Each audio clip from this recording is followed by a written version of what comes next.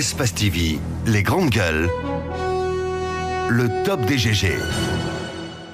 Jacques, on continue le débat avec notre invité ce matin. Oui, Monsieur Condé, nous étions sur le point précis des résultats ici à Matoto. Si vous pouvez vraiment nous aider à comprendre, parce qu'on dit que vous avez manœuvré, vous étiez en train de nous dire tout à l'heure, vous n'étiez pas à la CACV, il y avait un président, il y avait un vice-président et vous n'y étiez pas.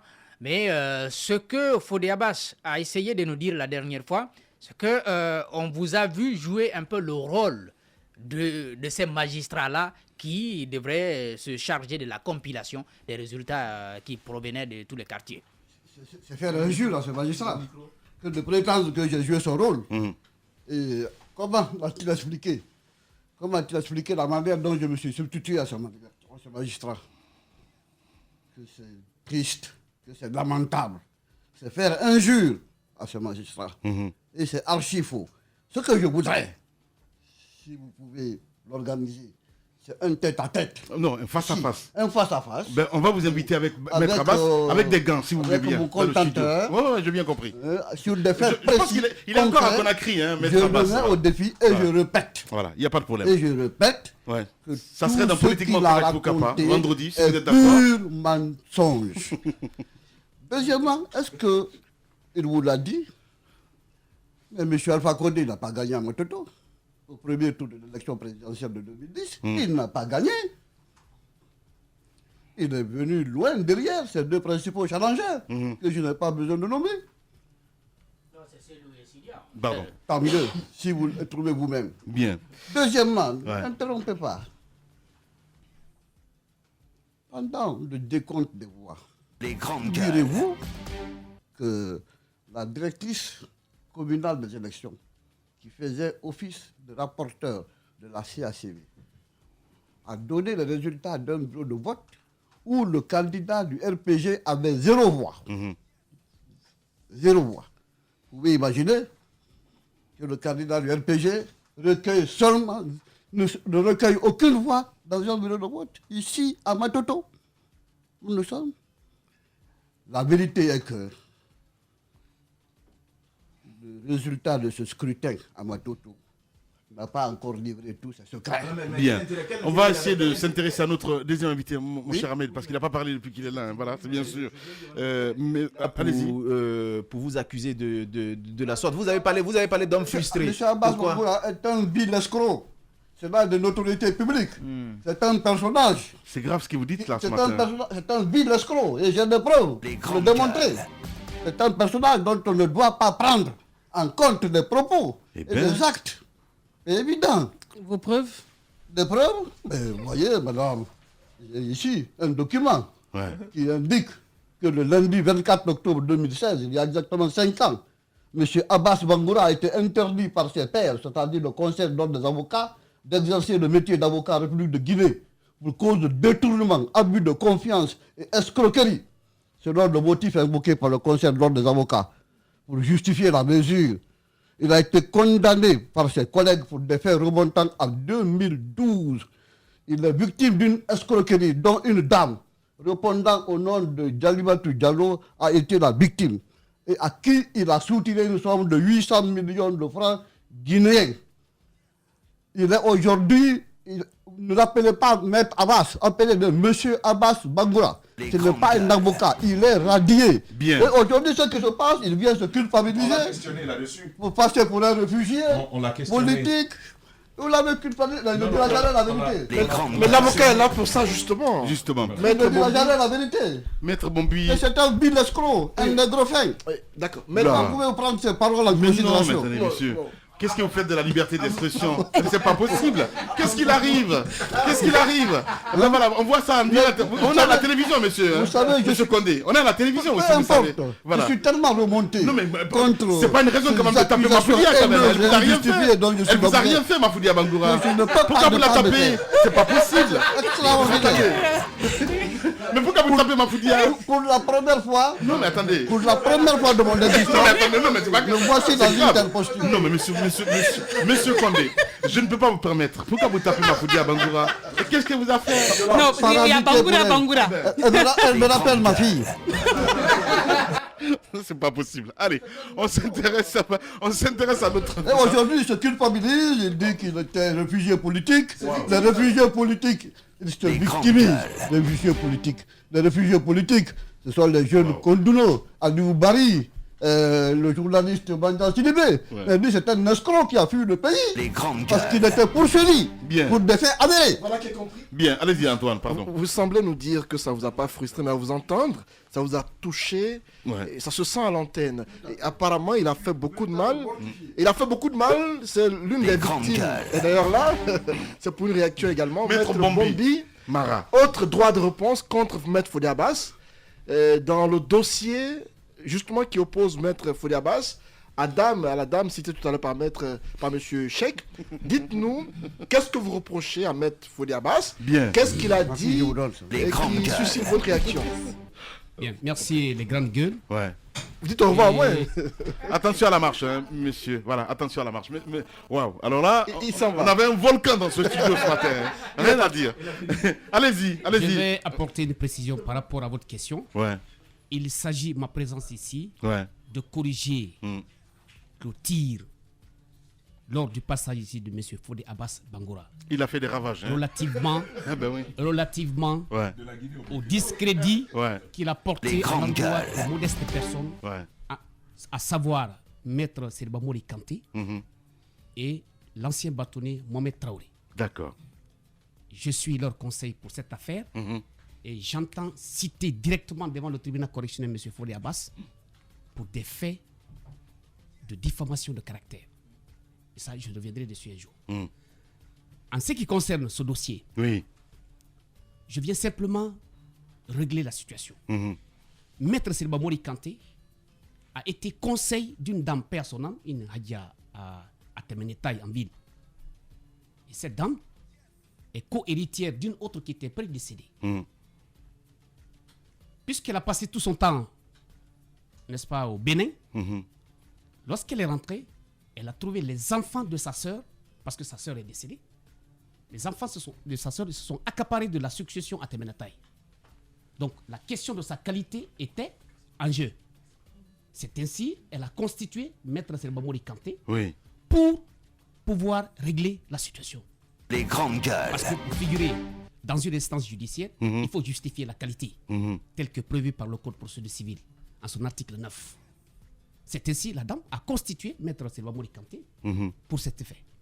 Donc, devant le tribunal de Kaloum, lorsque la question a été soulevée, cette fait de non-recevoir tiré des défauts de qualité de cette dame, M. Serba Mori Kanté a réglé la question et finalement, l'assignation que la dame Mhm.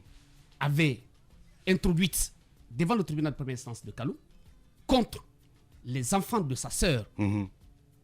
cette assignation, son objet c'était la reddition de comptes, liquidation, partage de la succession. Mhm. Parce que les deux dames avaient comme père Ousmane Kolon Bari. Mhm. La première qui est décédée s'appelait Fatou Bari. Elle s'appelait Haya Mariam Bari. Elle a fait un enfant au Bénin. Lorsqu'elle est rentrée, elle a trouvé les enfants de sa sœur qui l'ont opposé le problème de qualité. La procédure que Maître Serba Mori Kanté a dirigée, c'est uniquement pour justifier la qualité d'héritière de cette dame. Mhm. Et c'est ce qui fut fait. Et finalement, les parties sont tombés d'accord pour un règlement à l'amiable. Mhm. Ils se sont retournés à la maison. Il y a eu un procès verbal de conseil des familles d'un règlement définitif du litige, dont j'ai copie ici, en date du 24e mois 2009. Mhm.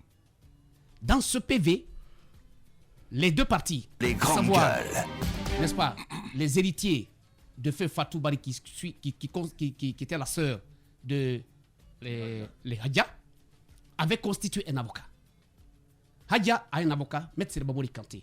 Chacun de ces conseils a apposé leur signature dans le procès verbal. Et le litige étant réglé, il y a eu des principes qui ont eu des clauses dans le PV de règlement à l'amiable. 1. Hadja renonce à son action contre les enfants de sa sœur de manière définitive et irrévocable. 2. Les enfants à leur tour reconnaissent la qualité de cette dame Oui. en tant qu'héritière. 3. les mêmes enfants choisissent cette dame comme étant l'administratrice de la succession. Et finalement, le consensus étant, après tout, M. Selbamori Kanté, sa mission est terminée. C'est ainsi les héritiers ont décidé de vendre l'immeuble, la concession. Ils se sont dirigés vers qui? Ils se sont dirigés vers la personne habilitée à l'offert qui est un notaire, Maître Fatoumata Yari Yansani. Souma. Qu'est-ce qui se passe? Monsieur Fodé Abbas, parce que j'insiste dessus, parce que à l'instant T, il ne peut pas plaider devant les cours et tribunaux.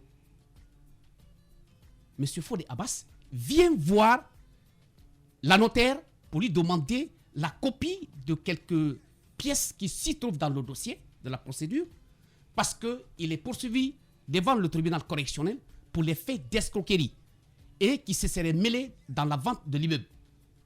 Donc, pour assurer sa défense, il est venu vers la dame et la notaire, pour les besoins de la cause, a livré quelques pièces. Parmi ces pièces se trouve la décharge d'un chèque de 350 millions où Maître Selbamori Kanté a apposé sa signature en qualité de témoin au compte de la dame. C'est tout ce que Maître Selbamori a fait comme du mal à M. Fodé Abbas Bangoura. Alors, venir soutenir ici que Maître Selbamori Kanté a participé à cette vente, c'est archi faux. La preuve, la notaire a adressé un courrier à l'époque, en 2016, le 8 novembre, à M. le bâtonnier Mohamed Traoré, pour lui faire état de ce désagrément qu'elle a dû causer de manière non intentionnelle. Et de la surprise que M. Fodé Abbas est allé auprès de cette dame pour obtenir les pièces, croyant pour elle, c'est pour assurer sa défense devant le tribunal, mais c'est pour utiliser ces pièces-là contre ses confrères. Et venir dire ici que le bâtonnier Mohamed Traoré a protégé Selbamori Kanté, mais c'est des contre-vérités. Pardon. Vous comptez faire quoi désormais? Vous comptez faire quoi désormais? Après... Je compte véritablement attraire Selbamori Kanté et Maître Fodé Abbas pour diffamation de caractère à l'endroit de mes clients. Bien. Je vais le citer devant le tribunal correctionnel. Conformément aux articles 656-657. Est-il encore avocat ou pas, Maître Fodé Abbas? Jusqu'à preuve du contraire, M. Fodé Abbas n'est pas avocat. Bien. Il n'est pas avocat. Il est condamné, il est sous l'effet de la condamnation pénale. Voilà. Maître Bombi Mara, avocat, il était ce matin chez nous. Merci beaucoup en tout cas d'être passé chez les GG ce matin. Je suis très content de vous voir ici. Merci beaucoup. Merci beaucoup. Allez, dans un instant, évidemment, l'émission continue avec d'autres invités qui vont nous rejoindre dans ce studio. Merci à vous, à l'international. Espace TV, les grandes gueules, le top des GG. Possible. Allez, dis-moi, on s'intéresse évidemment à l'actualité, hein, personne n'a vu venir, il faut le rappeler. Transition, le CNRD tient donc son Premier ministre, mon cher Diba Milimono. Oui, finalement c'est officiel. C'est vrai que depuis quelques semaines, il y a cette information qui circulait, beaucoup de noms qui étaient cités sur les réseaux sociaux. On parlait de Maître Biavogui, ensuite on parlait également de Mohamed Biavogui, on parlait de Gassama Diaby, Makale Traoré, Kiamou Bogola Haba, Ousmane Gawal Diallo. Finalement, on a un visage, on a un nom de la personne qui va occuper le perchoir, donc c'est Mohamed Biavogui. Alors il faut rappeler que Mohamed Biavogui, il est né à Mamou, oui. Son père Koma Biavogui, sa mère Aya Laïla, qui est quand même la grande sœur de Teli Diallo. Et il faut rappeler aussi qu'il a fait l'école primaire 3 de Koléa, ensuite avant de faire le lycée Donka. Oui. Et le lycée Donka, il est allé à l'Institut Polytechnique de Gamal Abdel Nasser de Conakry, avant de s'envoler pour Leningrad où il a fait ses études en construction technique et en mine. Oui. Donc de là, il s'envole pour les États-Unis, il fait une autre formation à Harvard.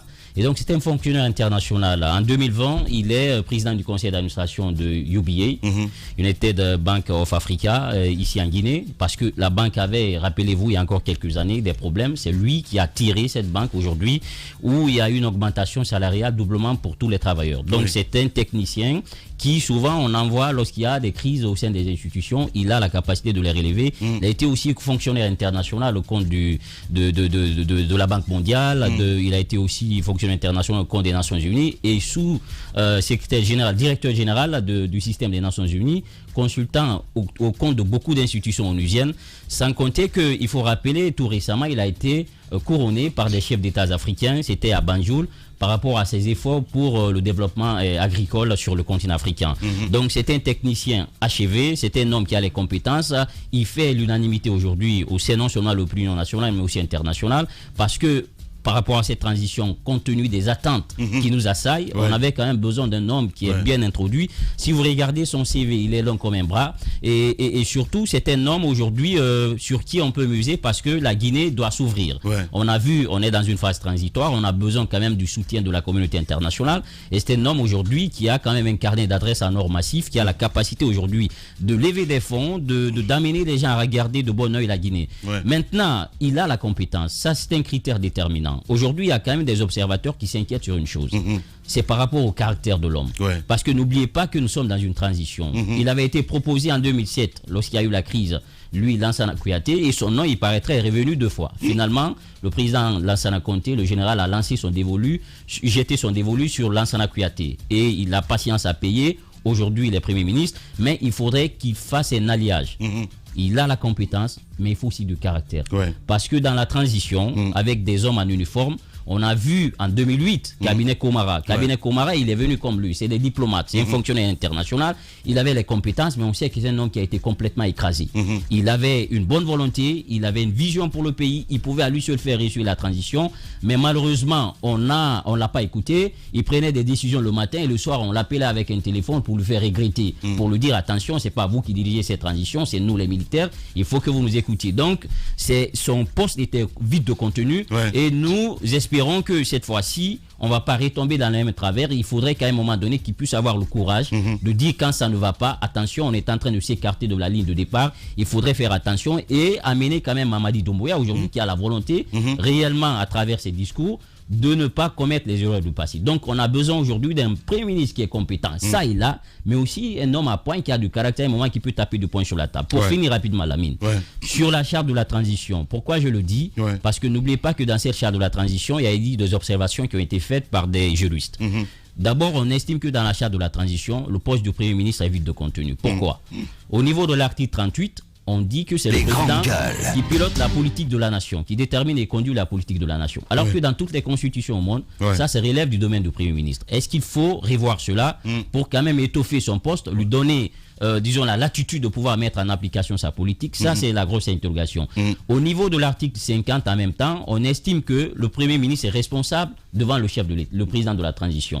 Alors, on ne précise pas de quelle responsabilité. Est-ce que c'est une responsabilité civile, individuelle, politique? On va dire c'est politique. Hein, voilà. C'est des fusibles, quoi. C'est des fusibles. Voilà. Donc, aujourd'hui, beaucoup estiment qu'il faut revoir cela parce que le Premier ministre n'est responsable politiquement que devant le CNT, qui fait office d'Assemblée, et les membres du gouvernement. Pénalement, il est responsable devant le procureur général de la République. Et si on dit tout simplement qu'il est responsable devant le président de la transition et qu'on se limite là, je pense qu'il faut corriger ça. Globalement, c'est un homme qui est compétent. Moi, je lui tire mon chapeau. J'ai regardé son CV. Je pense qu'avec lui, l'espoir est permis. Justement, l'espoir est permis. On va essayer d'en savoir un peu plus avec vous, Jacques Lewalino. Faut-il se référer au CV, mon cher Jacques, parce qu'il le dit, s'il n'a pas la main libre, eh ben, c'est patatras. Hein. On va assister un petit peu à Dadis bis, hein, quelque part. Le CV ne suffit pas. Si c'était même avec l'ancien président, j'allais dire, ça n'allait servir à rien. Parce que nous avons eu des cadres compétents aussi avec le président Alpha Condé, mais on n'a pas obtenu les résultats escomptés parce que tout simplement le président voulait que ce soit lui qui gère. Je crois qu'avec Doumbouya ça va être très différent parce que nous sommes dans une période exceptionnelle et encore une fois on est quand même en quête de solutions. Nous étions déjà dans une crise économique véritable à la veille de ce coup d'État. Donc il n'y a pas seulement la transition elle-même qui nous intéresse, c'est-à-dire financer les activités qui seront répertoriées, identifiées, à mettre en œuvre pour nous sortir de cette période d'exception. Il y a également la crise économique à laquelle il va falloir faire face pour quand même permettre, n'est-ce pas, à la nation guinéenne de se tenir debout. Mohamed Beabogui, c'est quand même le 4e Premier ministre de la transition, si vous voulez, le 3e véritable véritablement, parce que avec Les Diarra grandes Traoré, gueules. ça n'a pas fait long feu, mais on a quand même vu le tandem Komara, Jean-Marie Doré entre 2008 et 2010, qui ont permis dans un premier temps de marquer une rupture entre le régime de Lansana Conté, qui était perçu comme un régime militaire, mais qui avait à un moment donné été absorbé par ce système qu'on continue toujours de dénoncer, mais qui finalement continue encore de tenir tout le monde. Et puis Jean-Marie Doré qui parachève la transition avec le général Sekouba Konaté. Ouais. Les grandes On n'aurait gueules. pas imaginé qu'on pourrait encore se trouver dans une telle situation. Donc, encore une fois, on a Mohamed Beavogui qui va avoir la même mission presque que les deux précédents, mais je me dis avec une situation beaucoup plus compliquée parce que il y a la situation économique que j'évoquais tantôt, il y a également les sanctions, elles sont réelles, même si on ne continue plus à en parler, mais ce sont quand même des sanctions qui ont été prises par la CEDEAO, qui ont été avalisées par les institutions internationales, et là où on l'attend, c'est bien évidemment là où son CV, son parcours pourrait nous être utile, c'est de créer ce contact entre ces institutions internationales et la Guinée pour amener, n'est-ce pas, tous ceux qui regardent la Guinée, qui ont l'habitude d'accompagner la Guinée, à revenir et ne pas se dire non, on va laisser la gente se débrouiller seule parce que tout simplement c'est une période d'exception. J'ai bien aimé la dernière fois que les Nations Unies commencent à changer un peu de ton. On dit à la gente de mettre l'accent sur la justice. Nous espérons que l'Union africaine, la CEDEAO, qui sont nos institutions les plus proches, puissent, n'est-ce pas, avoir ce discours, parce que le FMI et puis la Banque mondiale, toutes ces institutions-là, regardent ou écoutent, n'est-ce pas, le langage qui est tenu au niveau du continent pour pouvoir décider de continuer à accompagner le pays. À ceux qui disent non, on peut se débrouiller seul, je pense que non, nous ne pouvons pas continuer à nous débrouiller seuls. À supposer par exemple que Mohamed Beavogui se retrouve sous le coup des mêmes sanctions que celles qui pèsent déjà sur les membres du CNRD, parce qu'il ne faut pas l'oublier, colonel Doumbouya et ses hommes sont sous le coup de ces sanctions de la communauté internationale. Si Mohamed Beavogui se retrouve sous le coup de ces mêmes sanctions, ça veut dire qu'il y a des freins. Donc en même temps, il faut... Les grandes moi, gueules. je veux compter gueules. sur son leadership pour pouvoir, n'est-ce pas, ouvrir des portes au pays. Justement, Jacques Liwa Leno, peut-on dire que l'espoir est permis, mon cher Daouda Mohamed Kamara? Oui, l'espoir peut être permis lorsque les Guinéens acceptent qu'on aille vraiment vers la sortie de cette transition. Parce qu'il ne faut pas aujourd'hui qu'on veuille perdurer dans la transition et qu'on perde l'essentiel de ce qu'on doit faire pendant cette période de transition. Et il faut déjà se réjouir que, même si ça peut fâcher les Morianais, il faut se réjouir que la primature après 11 ans, et après 11 ans se met désormais entre les deux F, la forêt et le Fouta. Donc ça, il faut s'en réjouir. C'est pas possible. Il est terrible ce garçon. Je vois la gueule du bois ce matin, Moussa Moïse. Les grandes gueules. Donc ça se place entre la forêt et le Fouta. Alors, pour parler sérieusement, on casse les codes là en fait. Oui, c'est bien. C'est bien, pas vrai. Et on est très fiers. On est très fiers. En attendant de bien savoir dedans. C'est toi, t'es un vrai Guinéen, quoi. C'est bien ça. Alors, pour parler sérieusement, je disais qu'aujourd'hui, c'est pas que le Premier ministre. C'est vrai qu'on puisse se réjouir. On a un technocrate, il a un CV à la longueur d'une main, comme le disait Djiba. Il a un carnet d'adresses bien riche. Mais tout cela ne peut être sous-tendu que par le sérieux que les Guinéens eux-mêmes voudraient apporter à cette transition. Justement. Parce que c'est la grosse question qu'il faut se poser. C'est la grosse question. Est-ce qu'on est prêt? C'est ça la question. Est-ce qu'on est vraiment prêt? Et de l'autre côté, beaucoup peuvent penser aujourd'hui que déjà dès que son nom est sorti, déjà il y a des gens qui ont commencé à s'identifier. Bon, on a des amitiés anciennes.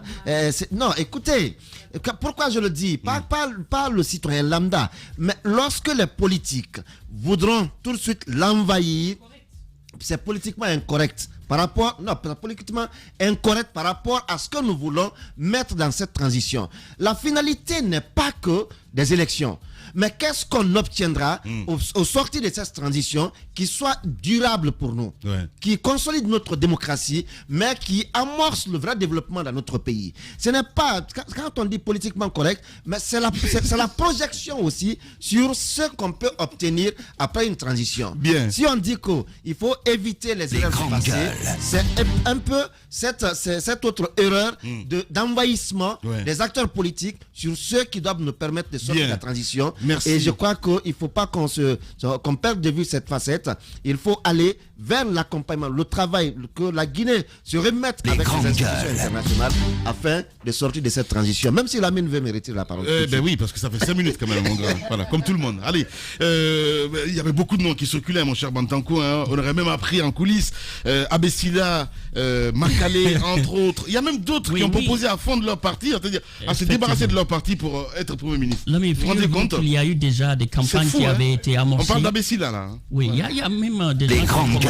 Donc, je disais qu'il y a des gens qui avaient déjà commencé à battre campagne pour occuper ce poste. Donc la liste elle est longue, elle n'est pas exhaustive, donc on connaît déjà de nombreux. Mais il y a encore beaucoup de postes à pourvoir. Mais qu'à cela ne tienne, dans la nomination, on a commencé. Il faut rappeler aussi que le colonel Amara Kamara aussi vient d'être nommé ministre secrétaire général. Voilà. Oui, effectivement, mais c'est le porte-parole du CNRD. De toute façon. Donc, on va commencer. Il y a eu beaucoup qui ont postulé peut-être pour ce poste de Premier ministre, mais il faut savoir qu'il y a assez de postes à pourvoir. Mais là n'est pas le problème. Le problème, comment est-ce qu'on va amorcer maintenant le véritable travail? Parce que dans ce pays-là, tout est à refaire. C'est vrai. Dans aucun domaine, on dira ici, alhamdoulilah. Donc, il y a un chantier qui est ouvert, il y a du travail à faire. Le Premier ministre, tout le monde a parlé. C'est un technocrate chevronné. L'espoir qui renaît un petit peu. Ça fait un petit peu les années Sidi Touré, quoi. Oui. 1996. Effectivement, là, si beaucoup d'entre eux ne se souviennent pas de... Les grandes gueules. Il était trop petit, quoi. C'est vrai. Mafoudia, je sais pas passé. Elle avait 3 ans peut-être. Cette époque, donc... Mais, elle avait 3 ans, Mafoudia. Quand on revient aujourd'hui au poste de Premier ministre, on ne va pas se perdre. Donc, on sait que c'est une personne qui a été nommée. Et quiconque est nommé a un compte à rendre. Mais il ne faudrait pas qu'on se perde dans cette situation. Le compte à rendre, ce n'est pas au président du CNRD. Le compte qu'il devra avoir à rendre, c'est au peuple de Guinée. Donc, on va comprendre cela d'abord pour un premier temps. Et aujourd'hui, le problème... c'est surtout sur l'armée qu'on va essayer de travailler encore. Puisque vous savez, aujourd'hui, l'armée, la plupart, l'exemple qu'on a reçu, c'est que l'armée travaille pour une personne et non pour le peuple. C'est-à-dire, c'est jusque-là. L'armée exécute des ordres, même si parfois, il faut savoir que c'est à l'encontre donc de les valeurs républicaines. Mais si on essaie de travailler sur cela, parce que tout le monde a peur de cette armée. Alors moi, je pense que le CNRD doit se focaliser sur cela pour essayer de travailler, faire un travail de fond. On verra qui, peut-être, on va choisir pour essayer de faire ces réformes qui ont été toujours annoncées, mais qui ne voient pas jour. Mais Béavogui, aujourd'hui, tout se jouera aussi sur l'équipe qu'il formera. Et lui, il doit servir d'exemple, parce que si vous êtes au niveau donc de la tête et que vous ne donnez pas le bel exemple, les autres aussi ne pourront pas suivre. Mais moi, je pense que dès le premier moment, les personnes qui seront choisies, si il voit en lui une personne qui vient pour effectivement faire le travail dont tous les Guinéens attendent, moi je pense qu'en ce moment-là, on n'aura pas assez de choses à craindre, parce que là, il faut dire, cette transition, c'est pour juste baliser le chemin. L'équipe qui sera là pour faire le véritable travail, ce sera celle qui va venir après que le président de la République est élu. Donc moi je pense que aujourd'hui, que ce soit Béavogui ou le président du CNRD, tout le monde doit se focaliser sur cet aspect-là, que nous devons savoir que ce n'est que le chemin qu'on est en train de baliser pour qu'on puisse sortir de cette transition aussi vite qu'on pourra. Voilà, Ibrahima Bantanko Diba a émis pas des doutes, mais plutôt des inquiétudes, parce qu'on a vu quand même autant de Alpha Mamadi Yula qui était complètement effacé. Est-ce qu'on peut dire c'est le même profil, parce qu'on parle d'économistes, entre autres, Mafoudia Bangoura? Bon, Même profil, peut-être que spécifiquement, il peut y avoir la différence, mais ils sont tous compétents. Maintenant, quand on est à un poste tel que poste de Premier ministre, est-ce que la compétence sur papier, c'est tout ce qu'il suffit? En fait, l'histoire de la Guinée, si tu veux, ces 10 dernières années, on n'a pas eu vraiment un Premier ministre volcan. Voilà, j'ai envie de dire. Moi, je pense que ce qu'on n'a pas eu... C'est vrai, ma frère. Non, je pense que... On a failli. Non, c'est pourquoi je pense que ce qu'on n'a pas eu, c'est un meilleur cadre pour le travail. Ne réveille pas les morts là, s'il te plaît. C'est un meilleur cadre pour le travail. Et pour commencer, je voudrais entamer bien ce que Jacques disait vers la fin. Aujourd'hui, moi, je pense que ce nouveau Premier ministre peut être une clé pour le CNRD au moment où il y a eu ce coup d'État et quand on sait que même diplomatiquement, les États peuvent ne pas être d'accord, mais souvent c'est de facettes, parce qu'on a vu quand même la situation du pays. Donc il faudra une certaine drague, et qui, pour mieux le faire, si c'est un Premier ministre qui a son carnet d'adresses, qui a aujourd'hui les compétences, la voix, les mots qu'il faut pour pouvoir dire à ceux qui sont à l'extérieur, est-ce que cela suffirait? Non, c'est déjà un premier pas, quelqu'un qui pourrait tourner le regard du monde vers la Guinée, parce qu'il y en avait évidemment, mais les accords qui étaient signés et autres, tout ça c'était compliqué. Il faut aujourd'hui un nouveau regard vers la Guinée. Surtout, ce qu'il faut, c'est d'accorder le crédit à cette nouvelle équipe qui est là. Ce sont des militaires, ils n'ont pas ce temps ou bien ils n'ont même pas cette compétence. Donc, on a un Premier ministre qui, je pense, peut faire ce travail. Et évidemment, aujourd'hui, on se réjouit qu'il ait un bon CV, mais encore une fois, dans le contexte guinéen, il faut beaucoup plus. Il faut beaucoup plus parce que quand il va arriver là, Daouda le rappelait tout à l'heure, il y a des connaissances, il y a des relations, il y a pas mal de choses. Ce qu'on veut, en fait, c'est un Premier ministre qui, au-delà de ses compétences, sait ce qu'il veut finalement pour ce pays. C'est quoi faire pour ce pays. Il va falloir qu'il soit, pour moi, c'est très important qu'il soit assez humble et qu'il ne soit pas dans la complaisance, par exemple, parce qu'il a des amitiés. C'est quelqu'un, on ne va pas dire que c'est quelqu'un qui est arrivé, qui n'a pas un ami, un leader politique ou autre, mais le plus important, c'est de savoir quelle différence lui il fait pour faire les bons choix pour que la Guinée puisse aller de l'avant. Et pour terminer, pour moi, compétent, humble ou autre, ce qu'il faut aujourd'hui, c'est de mettre en place un mécanisme de contrôle. Parce que personne n'est parfait. Aujourd'hui, on peut miser sur M. Béavogui. Il peut venir pour une raison ou une autre. Il y a quelque chose qui ne marche pas. Ce qu'on doit pouvoir faire en tant que Guinéen, ce que le CNRD peut faire en tant qu'entité aujourd'hui qui représente la nation, c'est d'être aux aguets. De pouvoir rappeler lorsque c'est nécessaire et de pouvoir accompagner lorsque c'est nécessaire. Mais de ne pas laisser les choses aller comme ça banalement, se dire on a nommé, c'est bon, il répond à toutes les compétences. Que ce soit un ministre, un Premier ministre, n'importe qui, ce qu'il faut à la Guinée aujourd'hui, finalement, c'est un mécanisme de contrôle pour ne pas laisser chacun faire ce qu'il veut. Parce qu'il y a besoin d'une synergie d'action. Évidemment, tout le monde ne pourra pas le faire. C'est pourquoi moi, à un moment donné, c'est vrai qu'il y a beaucoup d'agitation. On a l'impression que tout le monde veut être ministre ou dans le CNT pour pouvoir faire quelque chose. Mais ce n'est pas forcément de cela. On a des entités. C'est pourquoi on parle de leadership. Tout le monde ne peut pas gérer à la fois. Mais par exemple, tu n'es pas leader, mais tu es sous l'autorité d'un leader. Ce que tu peux faire, c'est ton travail. Laissez-le faire son travail et quand tu es appelé à faire quelque chose, tu le fais. Et tu n'as pas besoin forcément d'avoir... Exactement. Par exemple, se donner pour tâche de détruire quelqu'un parce que vous n'êtes pas à la place que lui, il occupe. C'est ce qui a détruit finalement. Et d'ailleurs... Donc il faut qu'on sorte pour une fois de ça. Je pense que le Guinée a trop souffert. La situation qu'on vit ici, je pense que si on rate ça, ce sera comme quand vous avez un enfant qui pleure par cause d'un bonbon, vous lui tendez chaque fois les bonbons, mais vous ne lui donnez pas. À un moment, l'espoir devient tel que même quand il y a une possibilité, c'est fini, vous détruisez tout. Je pense qu'on a une chance aujourd'hui de repartir de plus belle. Il faut une synergie d'action, qu'on ait poste ou pas. Que tu sois même un simple ramasseur d'ordures, je ne sais pas, fais seulement bien ton travail et laisse l'autre faire son travail pour qu'on puisse sortir de cette situation. Allez, à chacun ses compétences. Oui, justement, pourquoi je soulève moi-même des inquiétudes le concernant, parce que lui vient dans une situation exceptionnelle. Il a des élections à organiser et on sait que le problème de la Guinée ces 10 dernières années, c'est autour des élections. Il y a une constitution qu'il faille faire et également le fichier électoral. Donc, la question elle est hautement sensible. C'est bien ce que dit Maf, parce que si tout le monde fait son boulot, donc je veux dire, il n'a pas à s'ingérer du côté de la CENI. Voilà, donc tout ça, je pense qu'aujourd'hui, il faut que ça soit cadré pour qu'on puisse quand même réussir. Maintenant, pour ceux qui ne sont pas retrouvés à la primature, à un moment donné, il faudrait qu'on accepte quand même qu'il y ait l'union sacrée autour de lui. Il ne faudrait pas qu'on dise, bon, moi je voulais venir, je ne suis pas venu. Après, voilà, il faut sortir de cela. Bien, allez-y, mon cher Moussa Moïsi, là. Bonjour, bien, allez-y, mon grand. Voilà. Je trouve que c'est un Guinéen tout court. Parce que Mohamed Biavogui, au-delà de sa compétence, de son CV, dont on parlait tantôt mes collègues, je trouve qu'on peut avoir tout ça, mais si on n'aime pas la Guinée, on ne réussira pas. Il faut aimer son pays.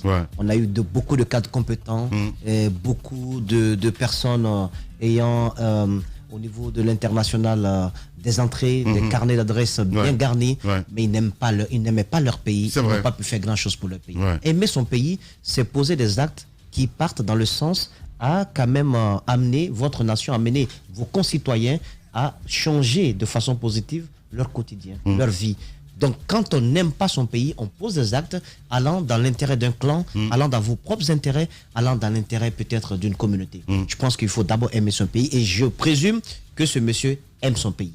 Pourquoi? Parce que même lorsqu'il était au niveau de certaines institutions internationales, notamment du côté de FIDA, il a pu drainer certains projets vers son pays, vers la Guinée. Ça, c'est fait et c'est vérifiable. Ensuite, je pense que quand on n'aime pas son pays, on ne peut pas accepter, parce que 30 ans d'années quand même d'expérience dans le système des Nations Unies, vous avez de quoi vivre, vous avez de quoi faire vivre votre famille, vous avez de quoi développer autre chose. On ne peut pas accepter, dans une période transitoire, de venir s'immiscer là et de venir se coller à la junte. Un parcours exceptionnel, on a envie de dire. Exactement. C'est le papa de Aïssata Biavogui. Aïssata Biavogui, oui. J'en parlais dans l'une de mes émissions ici, celle qui a mentionné la tête de GAC. Donc, je trouve que ce critère-là, pour moi, est plus important que le CV. C'est plus important que l'expérience. Il faut avoir l'amour de sa patrie, sincèrement. Et puis, le cas de la période dans laquelle, la période d'exception dans laquelle nous sommes aujourd'hui, il est habitué un peu à cette période. Quand je prends la tranche de son passage du côté de la Côte d'Ivoire, rappelez-vous de la crise ivoirienne, lorsqu'on parlait d'ivoirité, lorsqu'on organisait les élections qui ont été d'ailleurs certifiées par le système des Nations Unies, c'est Biavogui qui a coordonné ça pour le compte des Nations Unies. Et c'était une période très sensible, beaucoup plus sensible que celle que nous traversons ici aujourd'hui. Donc, je veux dire que par cette expérience, il connaît un peu les tensions, il sait le tenir les aboutissants d'une telle période, ce qu'il faut faire, ce qu'il ne faut pas faire. Il y a quand même un lieu de noter cela. Et puis ensuite, il est à tu et à toi avec les institutions financières mondiales. C'est important. La Guinée a besoin d'argent, on a besoin de fric. La Guinée a besoin d'entrée. Non mais c'est vrai. On a besoin. Oui, on a besoin.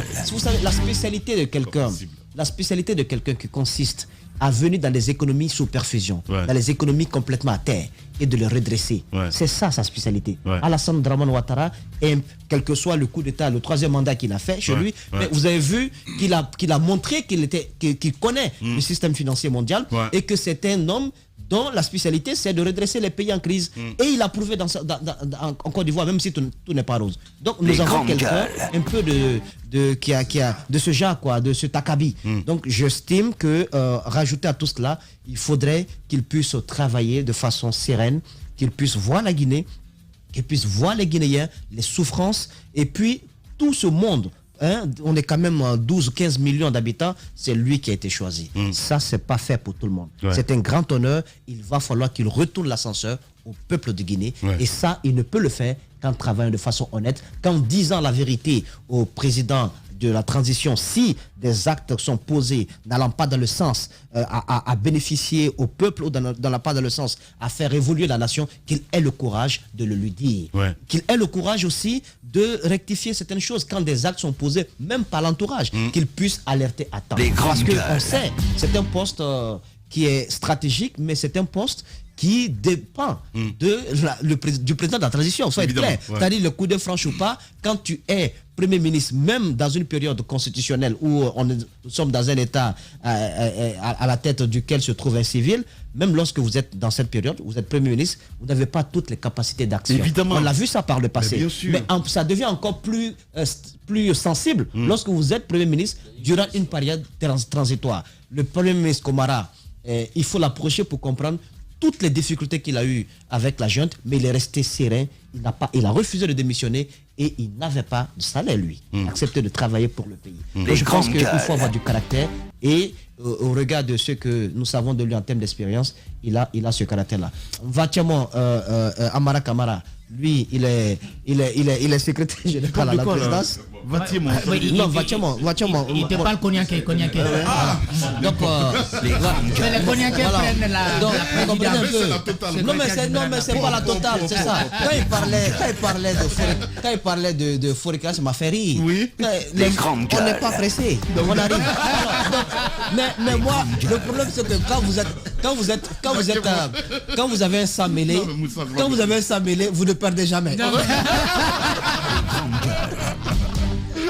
Terrible. Allez, Dimanche. Oui. Non, C'est mais... pas possible. Bah oui. C'est pour ça qu'il est brillant comme ça, en fait. Ouais, c'est vrai. Il a vraiment hautement mélangé, lui. Allez-y. Alors, il y a sur les compétences, rien à dire. Hein. Ouais. On a lu le CV long comme un bras. Diba l'a présenté avec beaucoup de brio par ailleurs. Hein, Diba.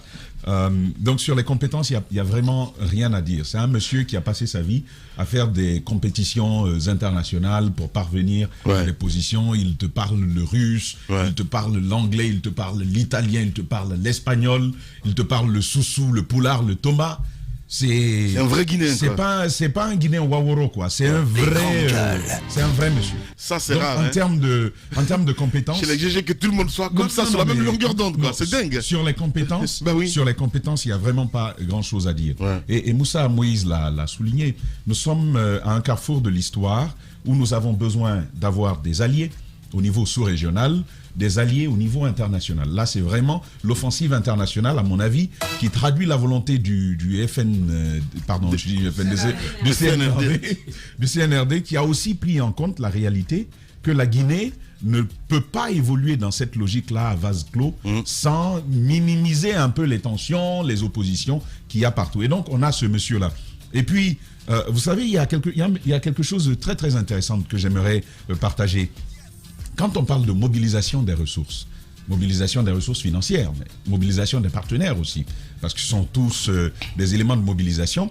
Quand on parle de mobilisation des ressources, on n'indexe pas la capacité d'un homme à aller chercher de l'argent et à le ramener. Ce que l'on veut dire par mobilisation des ressources, c'est la capacité dont dispose un homme ou une organisation à créer des liens, des relations, à les maintenir en vue d'atteindre ses objectifs. On ne vous mentionne même pas l'argent. Et nous avons un tel monsieur qui a un carnet d'adresses bien fourni. Et ça, c'est un atout précieux qu'il faut souligner dans le cadre de cette transition-là. Les amis l'ont particulièrement dit. Et puis, il faut le dire, Diba a parlé d'élection, d'écriture de la Constitution. En fait, en un mot comme en mille, il faut tout simplement dire que ce Premier ministre a une charge importante, celle de la refondation de la nation, tel que le CNRD même a voulu le dire. Donc, ce n'est pas un petit chantier de Premier ministre. C'est vraiment un chantier dont la cible est l'État. Et l'État, et peut-être même, pourquoi pas, la nation. Parce qu'ils ont parlé d'hommes nouveaux. Ils ont parlé de Guinéens nouveaux, de communication pour pouvoir changer de comportement. Ils ont parlé d'écrire une nouvelle constitution et des lois qui doivent aller avec, revoir le fichier électoral. Ils ont même parlé de refonte de ce fichier électoral. On parle de refonte de ce fichier électoral. L'organisation des élections nationales. Ce n'est pas qu'une élection présidentielle. On ira au local, on ira aux législatives. Bien entendu, le référendum avant. Et on ira à la présidentielle. Donc, c'est tout un chantier. En fait, c'est un bloc d'élections que ce monsieur va devoir coordonner. Pour cela, il lui faudra du caractère. Du caractère. Encore une fois, ce n'est pas les compétences qui vont sauver la Guinée, mais c'est le caractère, la façon dont on tient aux valeurs et aux principes. Et ce monsieur, pour les postes qu'il a occupés, le Fonds international pour le développement agricole, le FIDA, qu'il a dirigé à des échelles spécifiques, parce qu'il faut dire qu'il n'a pas été parachuté là-bas, il a commencé à un niveau jusqu'à en tenir la tête. C'est une question, si vous n'avez pas, parce qu'il y a des niveaux de responsabilité, ce n'est même plus vos compétences que l'on questionne. Exactement, par concours aux Nations Unies, à l'intérieur d'un bloc, ils appellent ça une base de données d'experts et de compétences. Et c'est comme ça qu'il y arrive. Et donc, ce n'est pas les compétences que l'on questionne, c'est votre moralité que l'on questionne. La Bible dit que la fin d'une chose vaut mieux que son commencement. Moi, je dis, s'il a eu tout ce beau parcours, acceptera-t-il de venir le souiller en fin de vie, encore une fois? Je ne crois pas. Et Lamine, il faut quand même lui dire, tu as toutes tes compétences, c'est vrai. Tu as tous ces atouts, c'est vrai. On sait que sur le métier, tu sauras le faire. Cela dit, il y a des réserves importantes quand même qu'il faut souligner. La première réserve, c'est la question de la connaissance de l'environnement. L'environnement guinéen.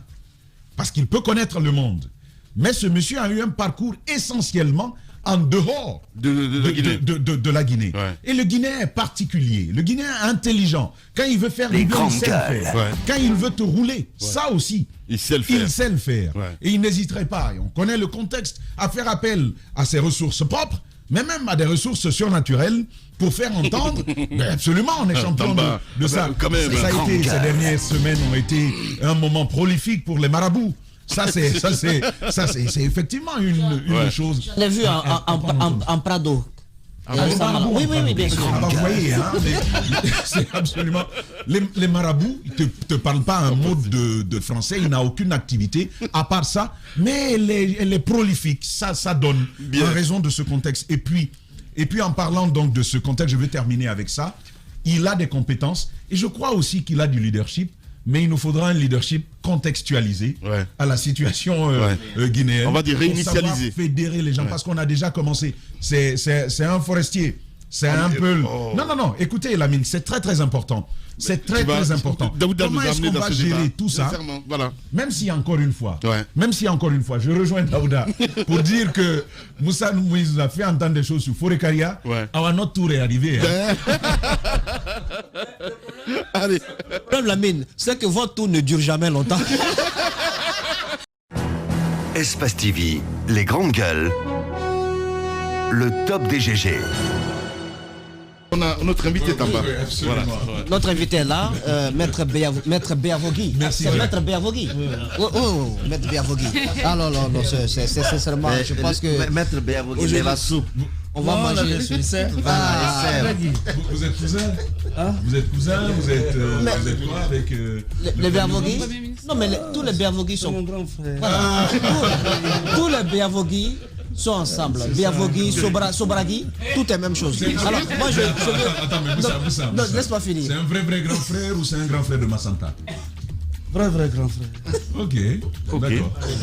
Donc Maître Béa, à l'image de Maître Mohamed Traoré, à l'image de bien d'autres avocats, Maître Baldé qu'on vient d'écouter, et bien d'autres, ils ne sont pas assez nombreux, mais ils ont été des avocats qui ont lutté pour des causes nobles. Il faut quand même s'en souvenir, pendant cette histoire de troisième mandat, ça a été chaud pour beaucoup d'entre nous, y compris moi-même qui suis ici. J'ai eu beaucoup de débats avec la justice, mais c'est le moment de reconnaître qu'au prix de rien, ils ont quand même mis leur poitrine face à tout ce que nous savons de l'appareil judiciaire pour défendre d'innocentes personnes. Maître Béa, donc encore une fois, mes remerciements, parce que je ne peux pas quand même aller au-delà de cela. Vous êtes notre invité ce matin, Moussa. Oui, c'est important. Comment vous avez vécu ça? C'est un peu le c'est un peu les honoraires d'un bon avocat. C'est comme ça que je le paye. Alors, Maître Béa, votre avis sur le document sonore qui a été diffusé sur nos ondes. Vous avez écouté ces échanges entre Sidou Suleiman Ndiaye et le juge Charles Wright. La réaction également du juge Charles Wright. Au lendemain, beaucoup d'attaques contre le juge venant, ce qui m'a étonné, de sa propre corporation. Il se murmure qu'il y a un dossier qui est déjà en cours pour que ce juge soit suspendu. Alors, votre avis sur cette actualité? Est-ce que vous avez été surpris? Voilà, je vous remercie. C'est ma première fois d'être parmi vous. Je suis en studio, oui. Je suis très heureux et réconforté. Je vais tout droit au but. C'est vraiment décevant. C'est déshonorant. Et pour nous, c'est inacceptable. Parce que les contestations relatives au refus d'une nouvelle constitution et au troisième mandat, ces contestations ont été émaillées d'arbitraire et d'injustice. Mais la justice a été à l'épicentre de toutes ces multiples violations des droits de l'homme et qui débouchent malheureusement sur l'audio qui a éclaté au grand jour et qui ne restera pas sans conséquence. J'ai été au cœur de la défense de presque tous les militants, les sympathisants, élargis aux activistes de la société civile, les syndicalistes, les journalistes. Et j'étais toujours là pour les défendre. Mais j'ai toujours dit que les dossiers politico-judiciaires étaient des dossiers qui étaient dans les tribunaux, mais les décisions étaient prises ailleurs. C'était des dossiers politisés à outrance, des dossiers dans lesquels la justice ne servait que d'interface, que d'intermédiaire. J'ai toujours dit que c'est des dossiers vides, montés de toutes pièces. Et l'objectif, c'était de rechercher, persécuter, intimider, arrêter, emprisonner, voire éliminer, même s'il faut, physiquement, toutes les personnes qui n'avaient pas la volonté d'aller vers la révision constitutionnelle imposée et décriée, et le troisième mandat. Monsieur Omar Sylla, alias Sonic Manguer, a été une figure pour de cette lutte. Donc il était déjà dans le collimateur, hein, comme nous tous d'ailleurs. Donc la première fois, il est passé ici, sous les grandes gueules. Oui. Il a parlé de la situation des Zérékoré que nous avons vécue. J'ai été plusieurs fois à Zérékoré. Il y a eu des morts. Quand il y a eu des morts, on a préféré poursuivre les victimes et laisser les présumés auteurs. Donc une liste avait circulé, il a parlé de cela ici. À sa sortie, il a été interpellé de façon brutale et violente. Parce que j'avoue que j'ai vu beaucoup de choses, j'ai vécu beaucoup de choses, j'ai entendu beaucoup de choses ces dernières 10 années. Je me propose même d'écrire un livre, La justice de mon pays, de 2010 en 2021. D'accord. Donc, Omar Sylla a été interpellé sans preuve, sans motif. Il a passé quelques heures à la police, il a été déféré. J'étais là ces jours-là. J'avoue que le procureur n'avait aucun élément, absolument rien. Il est resté 2 heures du temps, j'étais avec Fonike et les officiers de police judiciaire, parce qu'en réalité, le code de procédure pénale, les dispositions de forme n'intéressent pas les procureurs quand il s'agit des affaires politiques. Alors, sur le procureur est resté longtemps, il ne pouvait pas trouver une infraction.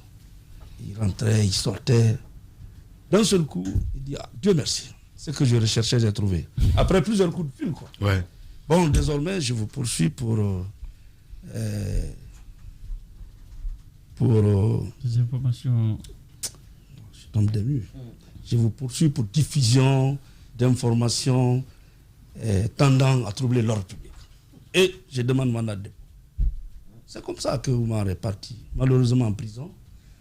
En cours de procédure, ses charges ne tenaient pas. Alors ils sont rentrés sur sa page. Après avoir reçu bien sûr les captures d'écran. Évidemment. Et d'autres nouvelles infractions ont été improvisées, qui n'ont même pas été portées à la connaissance de la défense. C'était des dossiers orientés, conditionnés, dirigés. Tout était planifié jusqu'à la juridiction de jugement. Et rappelez-vous qu'avant que Oumar ne soit arrêté, M. Sano avait été arrêté, Destin, Bailo, Ibrahima Diallo. Là, c'était une justice aux ordres. Ouais. Et on les a distribué des peines de 6 mois à 1 an. Finalement, ils ont été tous libérés. On n'a plus parlé de ce dossier. Alors est venu le cas de Oumar qui n'avait pas été arrêté, qui avait assuré l'intérim. Donc il fallait coûte que coûte le neutraliser. Donc monsieur le procureur même dit que c'est son habitude. C'est un habitué des faits. Ouais. Chaque fois il a ce genre de dossier, il vient vers les magistrats pour transmettre le message qu'il a reçu. Et moi, les grandes gueules. J'ai dit, monsieur le procureur se bat pour lui-même. C'est pour maintenir son poste. Pas pour vous aider, vous, juge, à rendre une bonne décision. Si vous le suivez, un jour vous serez face au tribunal de l'histoire. Parmi les juges, M. Charles Laurette s'est spécialisé. Je le rends hommage ici. c'est comme Mme Irène Adjimalis, mais devant d'autres juges, tels que Mafanko, la condamnation existe avant même que le débat n'ait lieu. Donc, nos clients ne sont pas là. J'ai cherché à les rencontrer, mais on m'a dit qu'ils sont du côté de Dakar. Je pense dès qu'ils vont rentrer, nous allons nous retrouver et tirer toutes les conséquences, comme l'a dit d'ailleurs Maître. Oui, maintenant, avant peut-être de quitter ce cadre, moi je voudrais vous poser une question sur la forme. Aujourd'hui, beaucoup semblent indiquer que d'abord Charles Wright n'était pas censé enregistré, et si c'est enregistré qui n'était pas censé permettre la diffusion, est-ce qu'aujourd'hui juridiquement il risque quelque chose? Est-ce que du côté de vos pairs de la justice, est-ce que vous avez vent d'une certaine condamnation pour le traîner par exemple devant la justice pour cet acte? Que dit la loi? Bon, vous savez, la loi, ce sont les principes et les exceptions. Lorsque, comme l'a dit d'ailleurs le juge Charles lui-même, effectivement, hier, lorsqu'un juge vient pour corrompre un autre juge et qu'il le dénonce, moi je ne vois pas où est l'infraction, je ne vois pas où il y a une faute disciplinaire. Au contraire, Charles aujourd'hui doit être félicité, honoré. Et nous aurions souhaité qu'il y ait d'autres Charles pour que notre pays enfin soit une justice saine, équitable, juste pour tous. Un jour, l'imam de la grande mosquée n'avait pas manqué de dire, dans un pays où la loi n'est pas respectée, si vous êtes étranger, mieux vous quittez. Vous savez, même les nouvelles autorités, la première déclaration après la prise du pouvoir, c'était l'instrumentalisation à outrance de la justice. Mais il n'y a pas de justice dans notre pays. Bien, allez-y, mon cher Tanko. Et chaque fois qu'un dossier est à connotation politique, on n'a pas besoin de la forme. C'est la condamnation, tout est déjà arrêté. Est-ce que les chefs d'accusation aujourd'hui, parce que beaucoup, il y a même d'aucuns disent qu'on peut le reprocher jusqu'à 10 chefs d'accusation, je parle du Sidi Souleymane, on dit entrave à la manifestation de la vérité, délit, il a porté atteinte aux activités de la justice, acte de subordination, on parle même de complicité entre guillemets avec le ministre de la Justice, association de malfaiteurs et tout ça. Est-ce que ces délits-là que beaucoup de juristes mettent en évidence, on peut le reprocher aujourd'hui? Si tel est le cas, quelle est la procédure qu'on devrait suivre? Il va passer devant le conseil supérieur de la magistrature ou bien tout simplement devant un juge pour un procès pénal? Parce qu'il était fort en fabrication de preuves. Là, il faut fabriquer beaucoup de... Cela me rappelle d'ailleurs le cas de Feu Roger Bamba et à son âme. Il a été poursuivi arbitrairement. Son dossier était clos. Nous étions sur le point d'aller au procès. Nous avons tout fait. Bon, généralement, les dossiers politiques, c'est quand on donne le coup de sifflet à la chancellerie ou bien au lieu. Après, nous allons à l'audience. Sinon, vous allez faire 10 ans, 15 ans, 8 ans. Vous êtes comme un colis en prison. Il est mort. Ça, nous n'allons pas laisser passer cela. Maintenant, les nombreuses infractions que vous avez relevées, c'est un chapelet d'infractions. Pourquoi j'ai dit je n'anticipe rien. Nous nous battons pour le principe. Ça nous a coûté ce que cela nous a coûté. Ça, je vous le dis. Nous étions à l'index. Nous étions des avocats. Même taxés de l'opposition. Taxés de l'opposition. Non, je parle. Là même, c'est plus grave. C'est plus grave parce que les militants et sympathisants de l'UFDG étaient comme des colis qu'on cueillait à tout moment et qu'on a puis mettre en prison. Quand les procédures sont dirigées contre l'État et ses démembrements, les tribunaux se déclarent incompétents. Mais lorsque c'est contre l'opposition, même vous journalistes, là la machine va à 1000 à l'heure. Donc il y a plusieurs infractions que nous allons relever. Je ne pourrais pas dévoiler ça. Nous attendons l'arrivée de nos clients. Le collectif, je ne suis pas sûr. Mais Sano est là quand même. Oui, il est là. Ouais. Le principal... Fonike Mange, effectivement, il est à Dakar. Hein. Et je vous dis, c'est quand le président Charles l'a libéré, il est sorti malade, complètement escanté. C'est quand le président Charles l'a libéré, un mois après, jour pour jour. Et c'était sous mon appel. Il venait à l'audience, et puis, banalement, il a été interpellé. Et le procureur de fin, paix à son âme, n'avait pas manqué de me dire devant lui, maître, lui, je le mets là-dedans, après les élections, vous viendrez le chercher. Ainsi dit. Bon, maître Béa, je présume que Sidi Souleymane Ndiaye n'est pas le seul. Alors, aujourd'hui, Charles a donné le coup d'envoi. Est-ce que ce ne serait pas le moment maintenant de dénoncer tous les autres? Parce que, vous savez, ça fait entrave à votre activité. Ça ne vous permet pas de travailler. Et aujourd'hui, est-ce qu'on peut savoir qui sont impliqués dans cette situation? Bon, on ne pourra pas citer tout le monde ici. Mais ce qui est sûr, nous déjà, comme je l'ai dit, nous sommes mis à l'index. On nous taxe des dénonciateurs, et on dit souvent que nous parlons à la presse. Oui. Et nous sommes là toujours à mettre à mal les juges, tout ça avec l'autorité. On va jusqu'à demander à nos clients de quitter derrière nous. Même hier, un client particulier qui va constituer, un juge lui a dit, mais écoutez, vous suivez un avocat politicien. Je suis fier de défendre les libertés. Ouais. Et j'assume. Ouais. Et je pense vraiment avoir fait ce que je devais faire. Vous savez, ce qui est arrivé là, nous l'avons dit, hein, tout ce qui s'est dit aujourd'hui avait déjà été dit. Quand on a condamné Grenade à 10 ans d'emprisonnement, Grenade devait être acquitté purement et simplement, mais le jour de la décision, un magistrat a fait les va-et-vient, ça a été reporté. Le lendemain, il a fait encore les va-et-vient, ça a été reporté. Le surlendemain, on a confirmé la décision. Il n'y avait aucune preuve. Mais après, il a été gracié, non? Bien. Mais donc, il faut que dans notre pays, que la justice joue son rôle. D'accord. Que nous ayons plusieurs Charles Wright. Ça, je le dis sans démagogie. Hein. Parce que si la justice n'est pas juste et équitable, la vie est impossible en société. Deux choses. Sur le dernier pan de votre propos, que la justice, faut que nous ayons plusieurs Charles Wright. Concrètement, est-ce qu'il y a d'autres mécanismes en dehors de la loi pour s'assurer qu'un juge a bonne moralité avant même de pouvoir lui confier la responsabilité de juger? Est-ce qu'il y a des mécanismes dont on peut s'inspirer, par exemple, en dehors des frontières guinéennes, pour avoir des juges crédibles, des juges dont on ne doute pas assez de la moralité? Ça, c'est une question que je pose. Mais la deuxième, c'est un peu nous amener un peu dans le processus, dans le procès autour qui n'a pas eu lieu, autour de Roger Bamba. Il n'est plus. Fonike Mangué, c'est de lui qu'on parle. On aura l'occasion de l'avoir certainement un jour et nous l'entendrons sur tout ceci. Mais est-ce qu'on peut entendre avec vous la part de responsabilité de ces juges-là et du procureur dans le cas Roger Bamba? Qu'est-ce qui s'est passé? Comment est-ce qu'on est arrivé à cette situation funeste?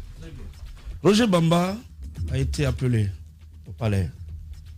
Moi, il m'avait appelé, mais il était déjà au palais, hein, et pris par le service de renseignement. Sinon, je l'aurais conseillé de ne pas aller, d'attendre au moins une convocation. Bon, on savait qu'il n'y avait pas de convocation. Hein. Les dernières 2 années-là, toute la journée, un policier pouvait te poursuivre dans la rue. Je ne sais pas si ça continue maintenant. Et à un moment, on tombe sur vous. C'est comme ça que Chekouya a été interpellé. C'est comme ça que Bella a été interpellé. Nous avons dénoncé en disant un jour, un cardiaque va mourir entre vos mains parce que vous allez tomber sur lui. Bref, Roger a été interpellé. Il n'y avait rien dans le dossier. Avec Souleymane Kondé qui est venu des États-Unis et Youssouf Djibaté qui était venu de Sigiri. On les a mis ensemble. Le dossier était clôturé. Mais quand un dossier est clôturé, renvoyé à l'audience, il faut juger. Pendant 4 mois, les traces sont là encore. J'ai écrit, on a écrit, nous avons tout fait. Le procès n'a pas été organisé. Entre-temps, il est mort. Donc il n'a pas eu droit à justice. Par la suite, ces 2 co-prévenus ont été condamnés chacun à 1 an d'emprisonnement. Finalement libérés. Mais au moins, ils sont en vie. Si le procès avait eu lieu, Roger allait savoir ce qu'on lui reproche, est-ce qu'il est coupable ou pas. Donc, quelque part, la justice a une responsabilité. Qu'est-ce qui s'est passé? Qu'est-ce qu'on vous a répondu quand vous avez écrit? Qui devait prendre la décision d'ouvrir le procès? Que s'est-il passé? Celui qui ouvre le procès, c'est monsieur le procureur de la République. C'est lui qui enrôle. Mais les dossiers, il n'a jamais voulu enrôler ces dossiers. Bien. Maître, merci beaucoup en tout cas d'être passé ce matin chez les GG sur Radio Espace. On aura évidemment le temps d'évoquer cela. Peut-être même un documentaire. Ce serait intéressant parce que je trouve un peu à l'œuvre d'Iva Milimono. Voilà. Hein, le félin. Allez, grand merci à vous tous. Grand merci à Kamba Zakari Milimono évidemment qui prépare cette émission. Assisté de Jacques Lewaleno, à tous nos techniciens en régie. Kamine Kondé, Mamoudou Kondé, Mafata Sano. On se retrouve lundi. Prenez soin de vous. Allez, à lundi. Au revoir.